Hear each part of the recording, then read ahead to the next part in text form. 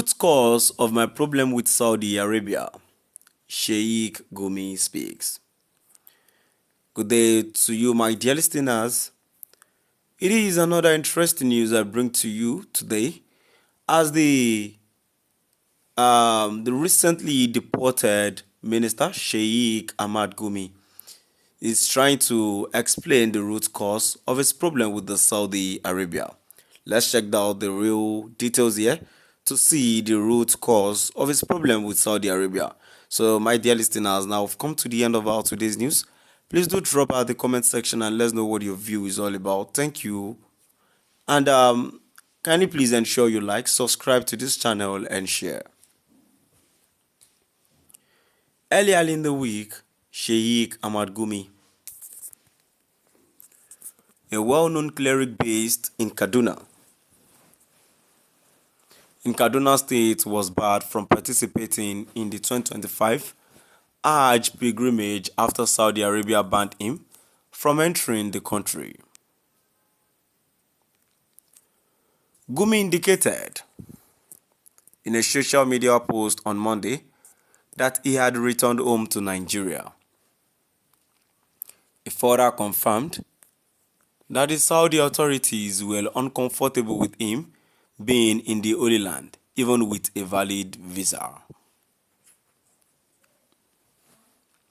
For some obvious reasons, my views about world politics, the Saudi authorities are uncomfortable with the being at the Hajj, even after issuing a visa. Thanks to the Nigerian authorities who immediately made it clear they would engage with the Saudi authorities. That is the value of our cherished freedom and democracy, Gumi wrote, but failed to elaborate further.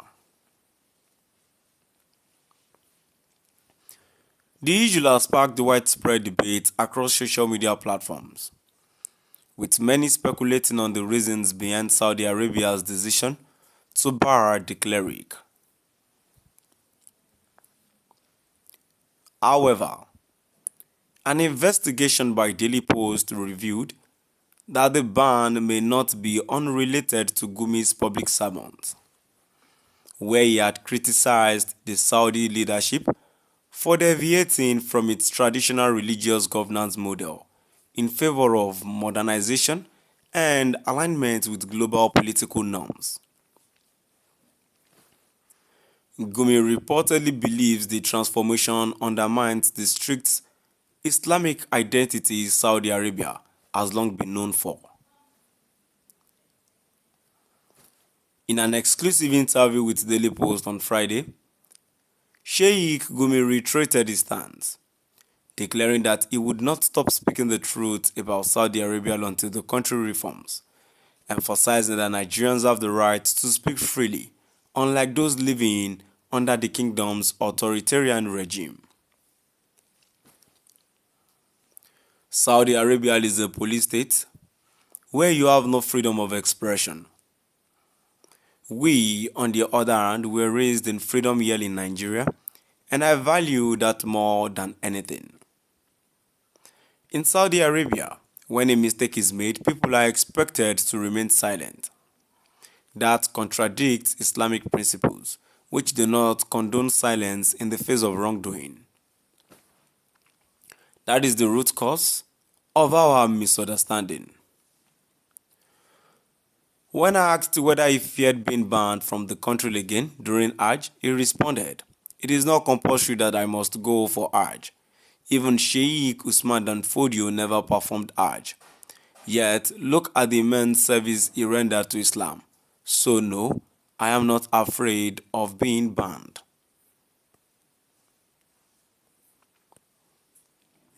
Sheikh Gumi added, "We are only helping them correct their mistakes, just as they try to reform society. This is an error on their part, but let it be known. Anyone who tries to prevent people from visiting the Grand Mosque in Mecca will not last."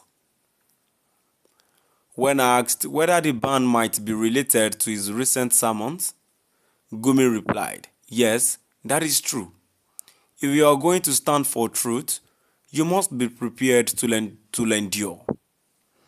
Truth is not loved by everyone.